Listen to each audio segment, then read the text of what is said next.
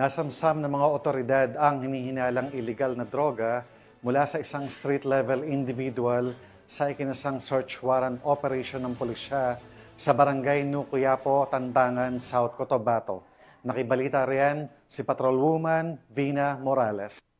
Nasamsam ng mga otoridad ang illegal na droga sa isang street-level individual sa isinagawang search warrant operation sa Purok Masagana, Barangay Lambunaw, Tantangan, South Cotabato, nito lamang Agosto taong kasalukuyan. Kinilala ng Tantangan Municipal Police Station ang suspect na si alias Alog, na sa wastong gulang, walang trabaho at residente ng nasabing lugar. Bandang alas 6:45 ng gabi nang isinagawa ng mga tauhan ng Tantangan NPS kasama ng iba pang mga operatiba ang search warrant operation, kung saan nasamsam ang 2 pakete ng hinihinalaang shabu na may timbang na 12.20 na gramo at nagkakalaga ng 14,960 pesos.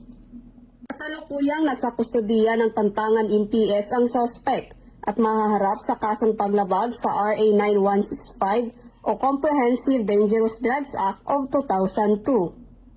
Samantala, ang Police Regional Office 12 ay patuloy ang kampanya kontra iligal na droga para sa mas matiwasay, ligtas at drug-free na rehiyon.